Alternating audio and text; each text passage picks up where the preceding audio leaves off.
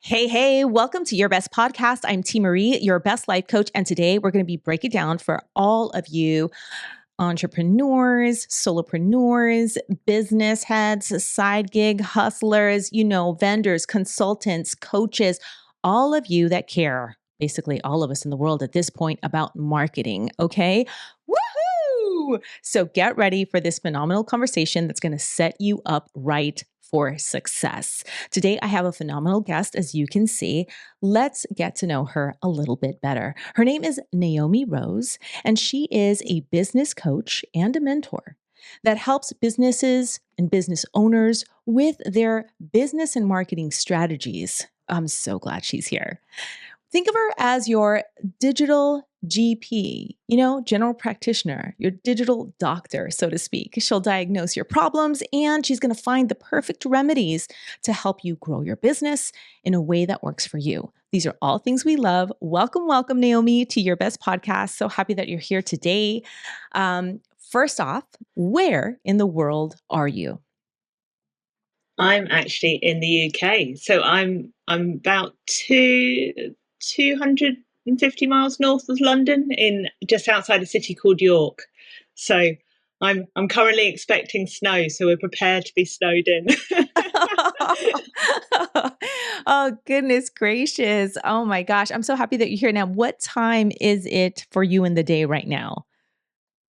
It's 5 o'clock, so not too late for me. Okay, good. Well, thank you so much for joining us. And I know a little bit, I know a lot about your backstory, of course, obviously, because of what you submitted into the show and how I got to gauge your expertise at this point, which we will get into, the wonderful things you've accomplished in business. But what specifically inspired you to be the digital GP? Like what made you say, yes, I'm going to help people with their digital business life so they can succeed? It was kind of a mix of things, really, but the main one was when I started my first business in 2018, and I didn't have a coach or mentor. I learned everything from Google, and I opened up a cafe and bar. That was my very first business because I wanted to do something I absolutely loved. I wanted to do something I'm passionate about. I was 9 to 5 in an office, in a job that was nice. It was a lovely job with lovely people, but it wasn't lighting me up. It was doing the opposite, and I was getting bored. I was busy, but I was bored. So when I started my first business, I desperately tried to find the right kind of business coach to help me, but I couldn't, not in my industry. I just looked and I spent hours wasting trying to find the right person. And there just wasn't anyone out there. So I'd learned it all from Google. I did all the research. I made all the mistakes. I put a plan together, basically based on guesstimations. And then when I decided to close the cafe bar, and then I'd also opened a bakery, I realized that actually I had so much knowledge, and I love talking business. I love hearing about what makes people tick, what makes them passionate, what makes them get up in the morning and do their own business, because we start businesses usually because we're passionate about something. But what people have is a passion, but they don't necessarily have the knowledge or the skills to know how to market their business, or how to grow their business, or have the right strategy in place to get there. And that's what I have. So I'm able to help people with looking at the bigger picture of their business and figuring out how they're going to achieve what they want, so they can focus on the stuff they love without having to worry about what's my goals, what's my business. But I can help them do that much more easily, and I wish I had that. So that's why I do what I do. I'm so glad, and you led into a little bit, I'm so glad that you said it in this way. And this is why. So you touched a little bit on the things that you accomplished in business on your own. And I too have a long trajectory, and that's what got me as well into helping folks with their personal development, their personal growth, achieving their goals through the life, health, and spiritual coaching that I do, right? But it started because I too, and the reason why I want to speak to this point. So, friends, listeners, watchers, Naomi, she quit a 9 to 5 office job to follow her passion for baking. totally different industry, totally different deal. She opened a cafe and a bar. She had no professional experience. She just shared with you that she learned all this on Google. Or, not all this, I'm sure her not baking and everything, but meaning the business components of this. She crowdfunds a bakery in 2021. She wins Britain's Best Loaf Awards just 3 months after opening. Okay. And then um, she also, she did something else in business here that I'm not reading fast enough. But the reason why I wanted to bring that up is because Naomi, please share with us. Coaching is important because even though you can, and you fill in the blank, even though you can do it on your own, you can get on Google, you can do tons of research. How does having that, if you would have found a coach, because you were successful, right? So somebody listening might say, oh, cool, well, I could just figure it out on my own. Let me just hit up Google myself. Please share with us how, how working with a professional, what does that do? How does this help? Oh, if if I'd have had a coach back then, my business would have started so much differently. I think the thing is that Google can be great, like you say, we can start a business from Google, right? But the amount of mistakes I made, oh my goodness, I can't even begin to list the things I did wrong, which I will talk to the fact that failures are your learnings, but I could have probably saved a huge amount of money, a huge amount of time, and actually I would have gotten a lot better results if I'd have found that person that was right for me. And that was one of my biggest learnings. And also, I think that when you're starting in business, if you and I, my first business journey, I went to suddenly I thought I was going to have a small cafe. I had 17 staff within 3 months. It just took off so much more than I was expecting. And I lacked massively in self confidence. On my first day of opening, I actually hid in the kitchen because I was scared of the customers. That is honestly the truth. I had my staff telling me, "You need to be on the floor," and I'm like, "No, I'm too scared." And that was my business. I'd opened it, but I was terrified. And a coach would have probably given me the confidence to be able to be front and center of that business from day one. And it took me so much longer to get there, so much longer. I wish I'd had that knowledge to start with. It would have made everything so much easier. It's so funny that you mentioned that because I do have a confidence coaching program. And sometimes it's difficult to explain how this helps, right? And I love that when I love speaking to successful women as yourself, you are successful in multiple industries now, and you're able to share the realities of this of, hey, yes, you can do it on your own, but guess what? This helps so much more. So, like today, you're going to help us throughout this conversation with some tips going into this year and being able to say, okay, how can we position ourselves? But being able to access that help. And I think it's important because I think especially now we have we have so much access to so much information and so much assistance, which is wonderful. But at the same time, sometimes we discount what getting real help with an actual professional, being in relationship with a mentor, a coach, someone that can guide us, what it can do. So I wanted to dive into that point just a little bit because it's huge what you were able to accomplish on your own. And I love that you're sharing the realities of what else could have been available with help and why you now help people the way that you do. I think it's fantastic. So out of all of this, you were like, what happened? So you had closed the cafe. And then were you just like, you know what? I'm more passionate about helping people with their businesses, or did people start asking you for help? How did that happen? So when I decided to close, I was like, I didn't want to go back to working for someone else. It's just I'm not very good at being told what to do, if I'm honest.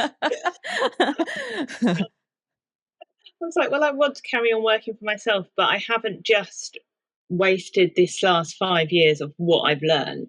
So I started actually by helping specifically hospitality businesses because, particularly after the last few years, and even continuing now, in the UK, hospitality has been hit in so many ways. It's been a real tough market for so many businesses. So I wanted to give people a bit of a way of getting help, but also, like, I had my own podcast with that part of the business where I shared the reality of running a hospitality business, because you serve with a smile. You don't see what goes on behind the scenes. And I want people in the industry to know that they weren't alone, because there were many times I felt alone and felt I couldn't get help.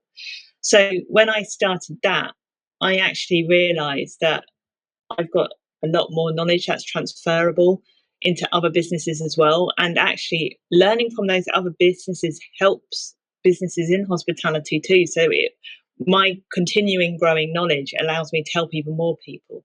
So it kind of evolved over time, where I was going very specifically to hospitality, and I still love working with hospitality. I'm such a food person. I go out and eat all the time. But I realized actually I love the diversity of different kind of businesses, and it's about the people. It's about the people behind the business. So you could come to me with any kind of business, and if I'm the right person for you to work with, that's what lights me up, because I know I'm going to get results for you regardless of the industry in some ways, because it's about that connection. It's about finding the right relationship. I don't work with just anybody. I work with people who I know will value what I can give them and who I think I can help. And if I can't help, there's lots of people that are right with other people out there. So I often pass people on if I think actually my skill set's probably not quite right for you, but I know someone who will be absolutely up your street at the moment. Oh, I love that. I believe in that highly as well because um, that's part of what this podcast is about. So, for example, a listener that might need something, they're going to gain some information during the episode. But then it's also like getting to meet different professionals that can help because you said it exactly right. That's what makes the difference. It's like, is that professional? Do you vibe with them? Do you like their energy? Do you want to go in the direction of what they've accomplished? Maybe the way that they um, provide the information or the sessions works for you. There are all these nuances. And yes, I do believe in, oh, this particular specialty, like marketing in general. So, marketing in general, okay, it is this cloud in the sky. It is this seemingly seen but unseen force, way to be that's constantly just evolving. So I'm so excited to have you here because also too, with you being in the UK, let's dive into a little bit what because of social we can see areas outside of ourselves, right? But what are you seeing some trends in the UK that are different than maybe in the US? What would you say in terms of that? Because that's part of just deciphering this marketing cloud, sometimes storm, if you will.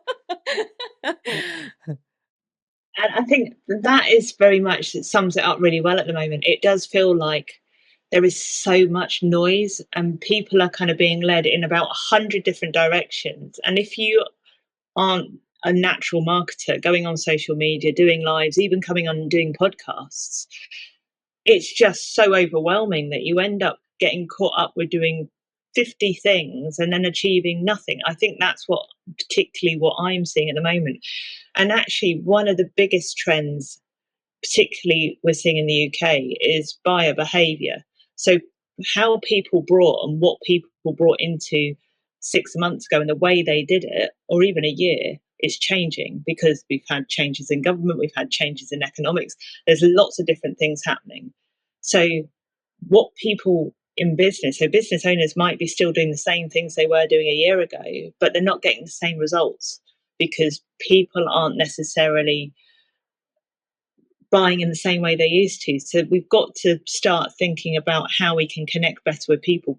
People are needing that connection. They're needing to know that they can be liked and trusted, because certainly when we all went into lockdown, you lots of businesses went online. They sold courses, they did lots of different things, and you could kind of go, buy a course, I've got a course, it'll be great. And everyone went, yeah, let's buy a course, let's do a course. We're all stuck at home and can't do anything else. And now people are kind of going, actually, I need to really be clear on what I'm buying. But I'm really confused and I need to make sure I'm buying into the right person. So what they might have done was say from the day one that they found the person, they would maybe start buying within 3 to 6 months. Now it's just taking that little bit longer to build their buying confidence up. So that is definitely the bigger change that we're seeing. But from a business owner point of view, that's really challenging if marketing isn't your thing, because there is so much noise and there is so many, like there's now another new channel just launching at the moment. There's just so many things going on. It's like you're constantly chasing your tail, and actually you if you just focus on one thing and did that really, really well, it would probably still deliver the results. So that's definitely what we're seeing over here. Now I know that you say, and I know that you say that you walk me through a little bit your process when you work with your clients because you know you're helping them to figure out something that is more personalized to them. So is that over a series of sessions with you? Is that a one-time meet and you overlook their plan? How do you go about helping your clients? I actually do it in several ways, and actually you touched on it earlier, because everybody likes a slightly different offer. They learn in slightly different ways. So I try and offer a different range of products so it can suit different people at different price points as well, because people have different amounts of money. But my goal is still to help people. So for instance, one of my kind of quite popular ones are my what I call my surgery sessions. They're like 1-to-1 60-minute power hour. They're quick fix solutions. So if you're feeling like stuck, can't see where to go, everything's getting overwhelming, the business isn't maybe heading in the right direction, you can book one of those sessions. And in that session, I will use the same method that I use in every service that I offer. And it's called API. So being digital, API is a bit of a play on words, really, but it stands for audit, plan, and implement. So the first thing I do with any new person I work with is we start with, where are you now? What's going on? Let's get into the problem. So we look at the problem and we look at the business. And more often than not, but not always true, when people come to me, they have a specific idea of what the solution might be. But I actually step back. So we walk backwards a little bit, because I need to see everything that's going on, because then I can help, really help, rather than it's like I always say, when you go to a doctor and they give you a pill to solve the symptom, but I'm actually wanting to get to the root cause of the problem. That's exactly what I want to do with people. I want to get to Yes. the root cause. So I'm a firm believer of that. I'm so sorry. I have to interject there because it gets me super excited. I love that.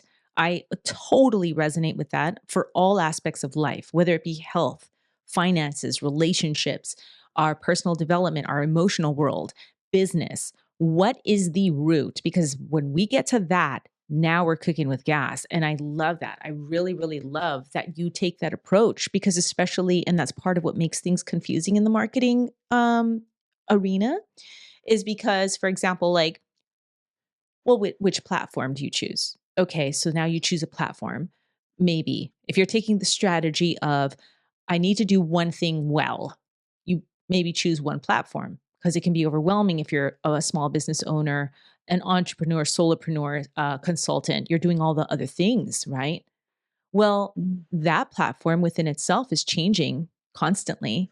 And so there are those learning curves. Then it's okay, well, deciphering the message itself, the branding itself, the way that the business is communicating. There are so many factors. So then, because of this, all this noise coming in, what I find is that oftentimes clients that have this type of complaints or this overwhelm, it's coming from, now let's say, I'll give you an example. Now let's say maybe they've chosen Instagram or TikTok, and TikTok and Instagram, maybe they have this new feature they're rolling out. And so now the person will feel that pressure to do that so they can be seen, but now they're losing their way in what feels true to them. So, do you find that with your clients and help them to, what is a tip for everyone going forward to help business owners stay centered? Now, I know when they come to you, they're going to get specific, customized, but for general speaking, how can we not lose our way when we're navigating this? For me, it comes back to who your clients, who your customers are. So it's getting to know them first, because you could go and shout all day on Instagram, but if they don't use Instagram, you're wasting your time. So you need to start with who are the people that you're serving? Who is it that you're helping? What makes them tick? And really getting to know and understand them. So I say this, and I use the example of my cafe because I serve coffee and tea and hot drinks and cold drinks. So most people drink something, right? So I can appeal to the whole wide world. But actually, I had really clear from before even I knew what my menu was, I had a really clear idea of who the people were likely to come through my door. And I called them ladies at lunch. So they're the people that love to meet up for lunch. They might be retired or they might be on their lunch break, but either way, they would come in, they would want to relax, have a hot drink, probably have a light bite, and then they'll go on their way again. You then have family groups. And then you'd also have retired couples who were more likely paying cash and therefore not be on social media at all. So when I thought about these groups, I kind of thought, well, where would they hang out? What would they do? Where are they likely to see me? And how can I get my business in the places they're likely to be in? And that's exactly where I started. It always comes back to, let's work out who your customer is, focus on one group. I mean, sometimes some businesses, like that particular example, I have a few different personas, but they all overlapped because their buying behaviors were very similar. But start with who they are, and then we can really understand where you've got to be to get that right. And that will make a huge difference. Fantastic. And if someone is starting their business, okay, if someone is starting their business and if they don't have that data and they just have a vision as the expert, would that work for them as well? Yeah, I mean, mostly when we're thinking about who we want to work with. And when you run your own business, you get to choose who you work with. We often think we have to go where the money is. That's not necessarily true. What you have to do is think about who are the kinds of people you want to work with. Even if you'll probably have an idea, they're likely to be a similar version of yourself or someone that you know. So I won't tell my friends this, but a couple of my personas have been modeled on my friends before, because I knew them well enough to know what made them tick. And actually, I was thinking, I love working with you. I like getting to, my connections are really good. So I'm going to study, I'm going to study you and work out who you are, where you follow, what brands you like, what do you do on a weekend, and just understand who they are. Because when you're working with customers and clients, I always think of, if you sat down, again, coffee shop example, if you sat down and have a cup of coffee, what would you talk about? How would you connect? What would that look like? And I think that is when you're sitting, thinking about your business, thinking about who the kind of people they are, that's where I always go to think about who you'd actually really like to help and who you'd like to work with. Fantastic. Fantastic. That's very, very big. It's one of those seemingly simple tips, but it's actually really big because you hit it when you said we're often told to follow the money. And yes, yes, yes, yes, that's often the case. Sometimes we have a dream to serve people and we say, oh, but I don't know if can I make a business out of that? Will I gain enough revenue from that? So I like that you said that, being able to say, yeah, we're told to follow the money, but think about the person and it will work out. Think about who you want to work with, who you're inclined toward, and it will work out. That's very, very big advice, very, very key. Now, in terms of frequency, because that's another thing that we often hear with marketing, frequency, either A, be everywhere you can, or put a lot of stuff out there. What is your approach, and what are you seeing as really working with your clients? Is frequency a thing? Tell us. I think it depends. Again, this comes completely down to channel and your audience. And I always say, you got to try something for a good amount of time to be able to really understand what your data looks like. So I do something every Monday called Metric Mondays. It takes me 5 minutes, but I go through all my social channels and my email and anywhere I'm visible, and I write down my data. And I look at the trends so I can get an understanding of, is actually what I'm posting right? So, for instance, when I think about my clients and where they might be and my tactics, I might think, actually, I know that quite a lot of my people that connect with me are in a Facebook group, but they don't engage with my Facebook page. That is really low level engagement, but I know they're super engaged in the group. So that's where I focus my energy. And like with LinkedIn, for instance, it's about the messaging, it's about the DMs, it's about the networking on there and actual, taking networking outside of LinkedIn and then promoting it across LinkedIn. That's what really works well. So it's about understanding that data and understanding those tactics. Every channel is a little bit different and it depends on the audience. So when it comes to frequency, it's really understanding what works for your audience, what works for you as well. And I will always say schedule. Don't try and do things on the fly when it comes to marketing. You won't get the results. So scheduling is your friend and you'll feel so much better for it. Honestly, if you schedule, life will be easy because there's nothing like social media panic. And then email is often a forgotten tool, but it can bring in the highest conversion. And I will just say that I have seen more often than not people losing social media accounts, getting hacked. You lose that, and it's your only connection to your audience. Where are you going to find your leads the next day? So, again, it's thinking strategically about how you protect your business and how you protect yourself and what you can do to make sure that works. So, I think it's about learning, refining. And again, this is where my API method comes in. It's all about audit, plan, implement, and keep doing that over and over again. Look at where you are now, put a plan in place, do the plan, do the actual plan, but refine it as you go. Watch what happens and then adjust and try again. And being a business owner, if it's not working, scrap it. Yeah. Don't worry about it. You change. Just don't flog a dead horse, as they say in the UK. Yes, you hit on some wonderful points. Scheduling is very powerful and key. I love that you said that, and you've said something a couple of times that I'd love us to dive into because I think it's a powerful point that will help a lot of people. You mentioned the arc of time. You mentioned it at the beginning, how that's a metric that you've seen there is. I've also seen that in my business, the kind of like brand new customer or brand new contact, because they're not a customer yet, brand new contact to when they're actually becoming a customer, it has certainly gotten that window of time has gotten longer. And then you spoke about time again in regards to giving it time. Now, this is another part of that just mysterious cloud, right? Because here you are, this business owner, and you're passionate, but you also need money. You want to have contacts. You're doing all the things. So it can be a challenge. How or what is a good, and I'm sure there are specifics, but what is a good, healthy window of time to be watching things before you change them so you don't change them too soon? Or what is your advice for that?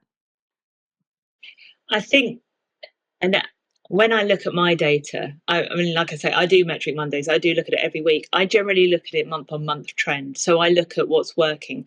Normally, if I'm trying something, I'll give it at least 60 days because, particularly with social media and the different channels, the algorithms, you're serving two audiences effectively. You've got your actual audience and then you've got the algorithms. And they're the mysterious ones that we don't really know how they work half the time, but they need to learn your behaviors. They need to learn if you're going to show up regularly. They need to know what kind of things you're going to post and what kind of wording. So TikTok. It's known as a social channel. It's actually one of the biggest channels in terms of search. So it's great for search. It's great for keywords in the right industries, of course. So it's about utilizing that like a Google search engine. So I think probably at least 1 month, if not two, to really start to understand what's going on. In that time, though, you can still tweak. But if you, like, for instance, I go live every week in my Facebook group. Now, if I did that for 4 weeks in a row from the start, so from the start when I was doing it to going live, I would maybe get one or two people turn up each week. But I know if I turn up consistently for 12 weeks, every week, it will go up to 20, 30, 40 people in that time, because that will be naturally how much people get used to things being regular, things happening on time. So that, again, when you're looking at what you're going to do marketing wise, it does need time. And so I would say at least 60 days. I mean, honestly, I would probably say probably 3 months to see whether it's working or not consistently. And that will hopefully start to give you information. And I think one of the things actually you touched on is when we start a business, particularly, and service based business. So I often use this as a comparison of when I started the cafe. When I started the cafe, I had an investment, I had to invest money into it. And brick and mortar business, we do that. We have to invest. There is no other choice. You have to invest. Often when we start a service based business online, on at home at our computer, we don't. We start from ground zero and hope to make money. It will take longer doing that way. But I actually budgeted to make a loss in my first year because I knew that's how long it was going to take for the growth. I knew that was what I was going to have to do. And I did lose a bit of money in the first year, but I knew I was going to do it. I planned for it. And I think sometimes when we start a business, we don't actually give ourselves enough time, particularly when it comes to marketing. It takes time to build, it takes time to get people to see you, and you have to do a lot of outreach. There is an element of having to outreach a bit more than we used to. So I think if you're new and you feel like it's not working and things are taking a bit longer than they have done in previous years, certainly in the last 4 years, don't be disheartened by that. It's the resilience and the consistency that it will make you succeed. So just know that if you keep going, you keep showing up, it will happen. But you've got to keep being consistent about it. Oh, you're fantastic.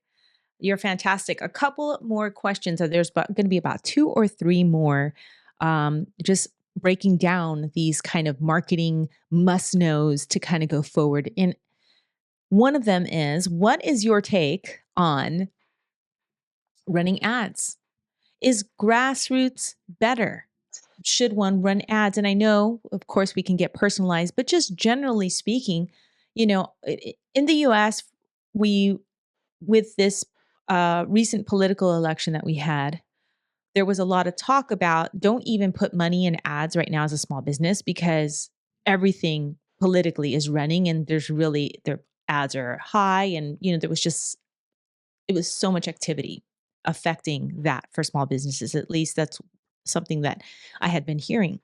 So, whether or not it's an event or a large kind of world happening, maybe taking a lot of those dollars and minutes, or just generally speaking, as a practice for small business owners, entrepreneurs, consultants, other coaches, etc., what do you feel is better for marketing?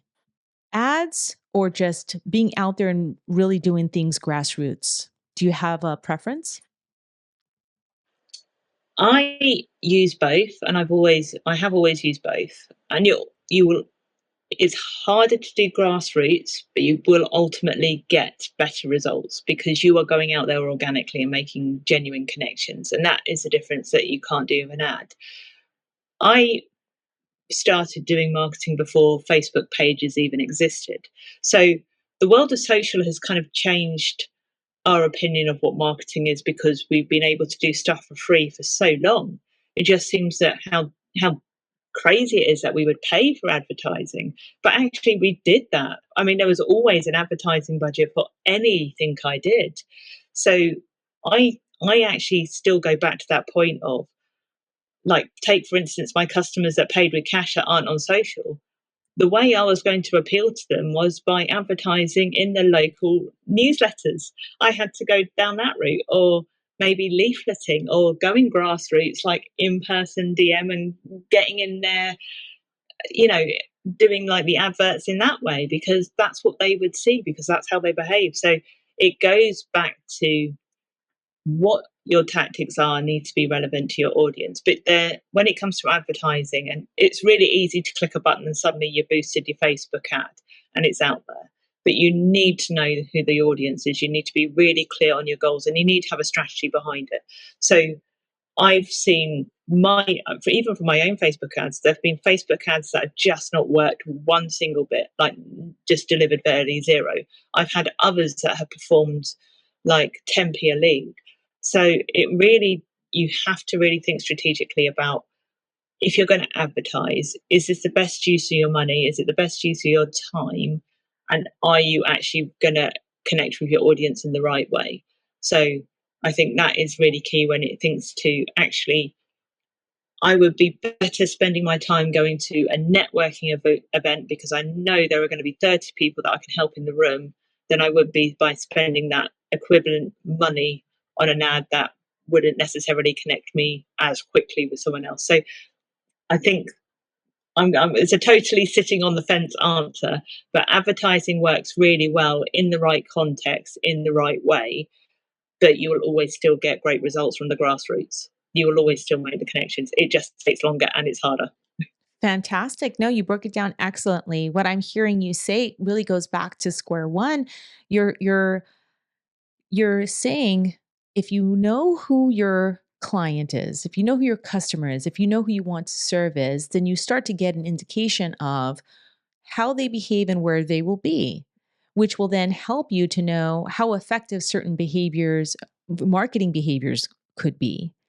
And so that helps to decide the route to choose. And then you're further saying, which I love, is you're giving us very good insights on what the power is of each and how, yes, grassroots is going to take longer, but they will be kind of more of a true connection because, again, there's like that there's a personal connection there in some way, either through networking or through helping them or them seeing you in that professional light as a human being rather than maybe just an ad on Facebook. Yet that ad can also be really effective too. So you broke it down perfect. Excellent. Thank you so much. Um, okay, so what is one kind of simple marketing tip that you feel is going to be really strong in 2025? Is there something? I know there's a lot out there. So for example, um, one of the things that I've seen kind of change, we go back and forth. At least I don't know if it's that different UK versus like US, but like, so before it was like long, long, long and personal, long captions, kind of long time together. Then it was short, short, short, short everything, just short, just one, just hi, put an emoji, goodbye. Like people, it's flashing. Now we're veering back to long. And so, these types of things, whether it be a length of time, whether it be, um, you know, uh, uh, lives versus posts, whether it be this platform versus the other platform, are there any kind of marketing tips that you feel are going to be strong for 2025 based on what you're seeing? I think, and it comes back to how you connect with your audience, and that is really key. As basically, they're wanting to know that they can trust you. They're wanting to know that they're putting their money in the right place. They want to make sure they're making sound investment. The quickest and easiest way you're going to get there is by making that connection. So that is getting your face at the front of your business. So whether that's going to networking events, because people want to connect with people, they want that connection, and they want to, like I say, they want to trust, and they want the ability to know that they're investing in the right places. Whether that's doing Facebook lives, whether that's doing, you know, it's thinking about the strategy of what is it that you need to deliver and how you're going to get there quickest. So yeah, I mean, if you look at, for instance, going back to talking about TikTok, if you're new to TikTok, what you need to again serve is the algorithm first and then the audience. So if you have never done TikTok, you need to go on there, basically behave like your audience, and for 30 days if you did 30 days of 3-minute videos and genuine 3-minute videos, then it will start to learn your behaviors and serve you to the right people. TikTok is a really great evergreen channel for the right audience. So it does depend a lot on the channel and a lot on what you're doing. But go back to how can I connect with the people that I want to serve the quickest and easiest way? And if that is getting your face in front of them, having conversations, even if it is finding out how you can send them messages, what you can give to them for free that they can then connect with you, that is going to help you the most. And I actually think how you do that quicker is by outreach. So actually going out, you've got to go to the people. They're not going to come to you. Don't. So what I will say is, you can put a beautiful website up, but if no one can see it, a bit like like if a tree falls in a wood and no one's there, can anyone hear it? If you do that with it'll be the same tactic. So you need to go out. You need to go and put yourself out there and just get to know people, make that connection, show who you are, what your business does, and how they help people. But do it in a genuine way, do it in an authentic way, because that's what people want. And particularly in an era where AI is increasingly going to be coming into business, if you are the person that can generally help, genuinely connect with people, and they know that they're in safe hands, you will be doing so much better. It's better to have 100 people on your Facebook group that can connect with you than it is to have 1,000 that don't hear what you do. So that for me is the big one. It's, yes, there are tactics when it comes to length and all of that sort of thing, but actually it's about understanding your audience, how you can be the face of your business and get out there and connect with them the quickest way that will make them want to buy from you, that you can genuinely feel good about. Give them a purchase that they feel good about and you feel good about. That's what I generally think will be the trend for next year. That's what people want, is connection. I love it. I love it. I love it. So basically, be a human. Yeah, yeah, totally. Yeah, this is this is what I find so strange about business, that we become a business owner and we forget that we're actually people behind it.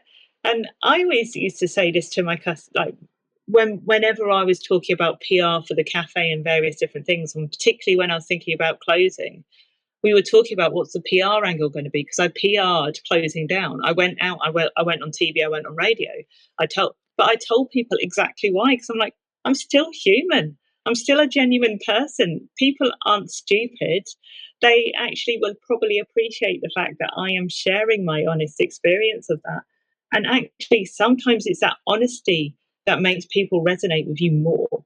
So being able to have an honest conversation without feeling like you have to constantly put this business face on, that is absolutely fine too. You can be yourself and still do business in a genuine way. So that for me is, you know, that's why I work with people I work with, and that's how I work, because I want people to connect with me and understand who I am, so they know I'm right for them, rather than me putting on this big old front of I'm this great big brand thing. Well, actually, I'm not. You'll get what I get, but that means you're making the right connection. So yeah, that's it for Yeah. me. I love it. Okay, so final question. This is another big anomaly, right? So, how many times do you market before you ask for a sale?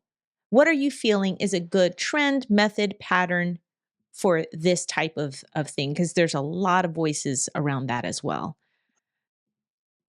Yeah, and I think it does depend on, again, your customer, and it's understanding the data.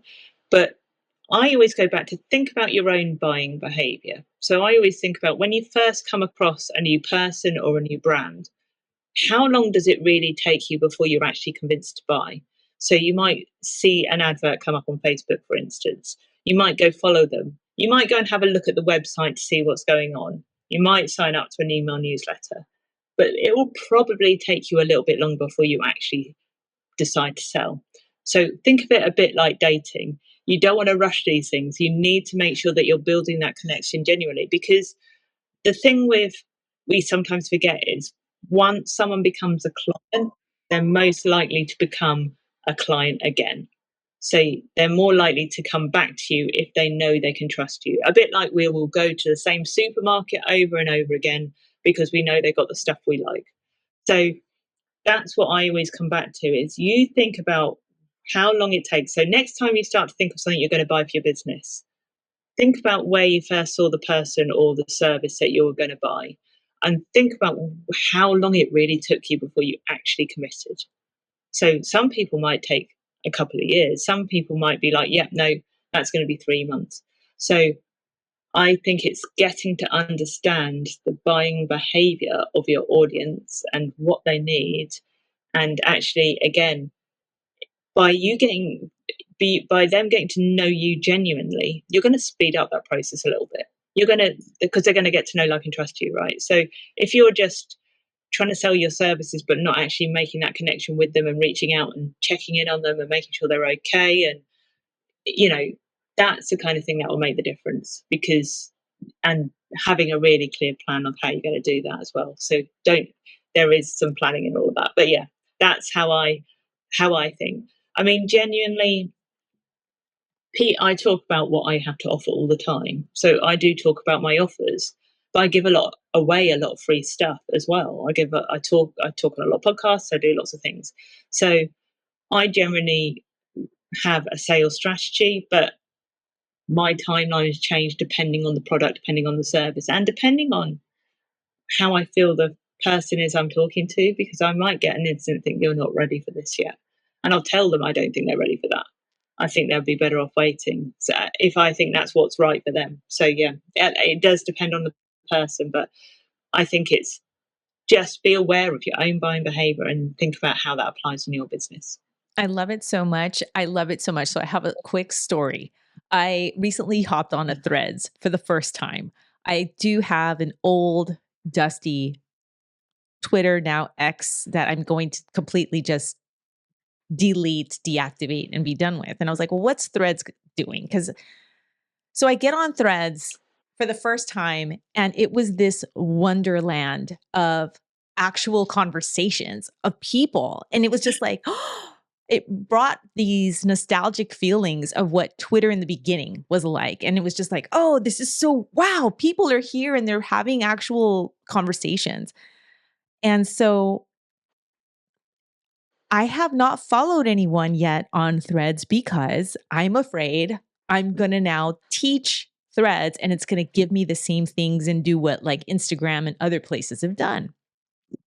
So I had someone kind of come on and I followed them because I know them, but then their method is to just always sell their business.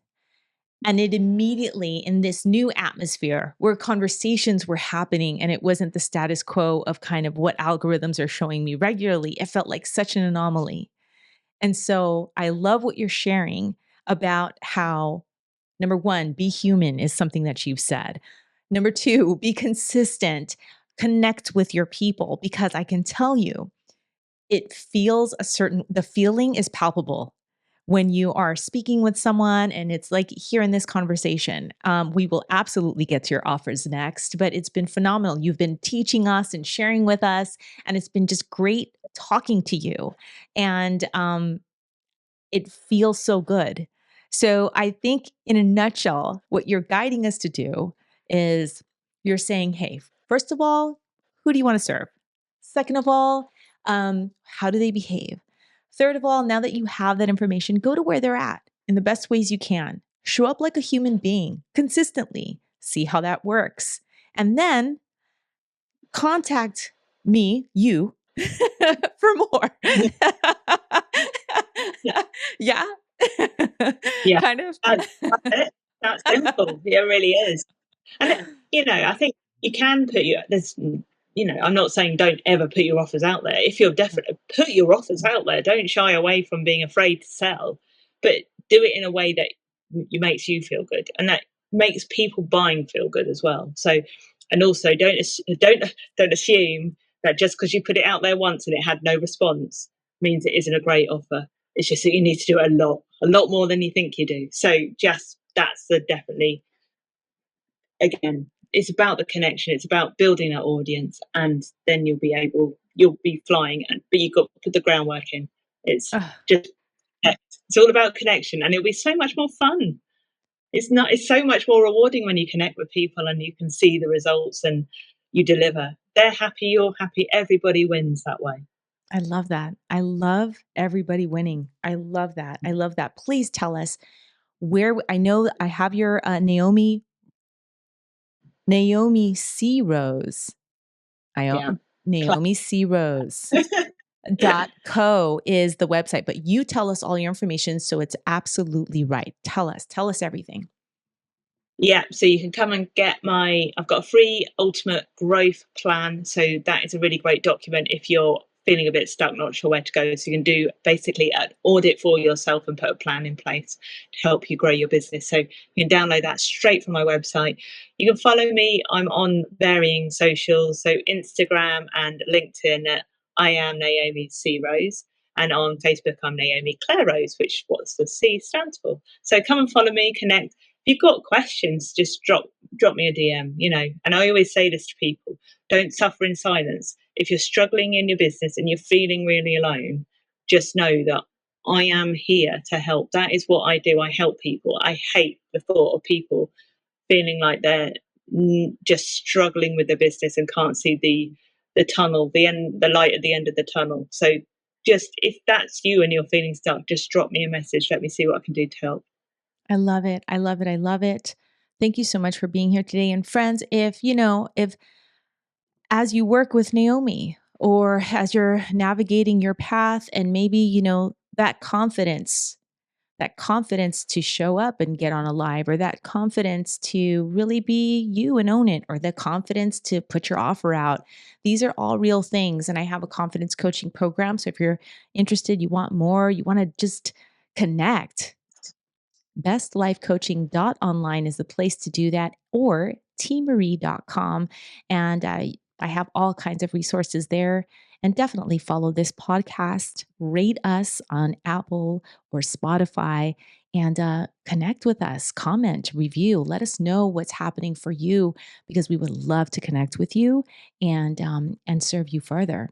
Naomi, it's been a pleasure. And all of your stuff is going to be in the show notes as well. So they'll be easy to just click through everywhere we go here. And I will be connecting with you further on your different accounts. I'm just blown away at how wonderful and easygoing and fantastic it's been to talk to you about the marketing cloud in the sky.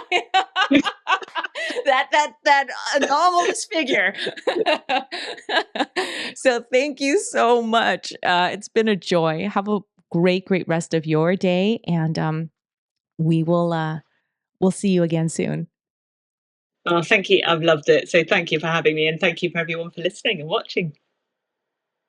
Bye-bye, friends.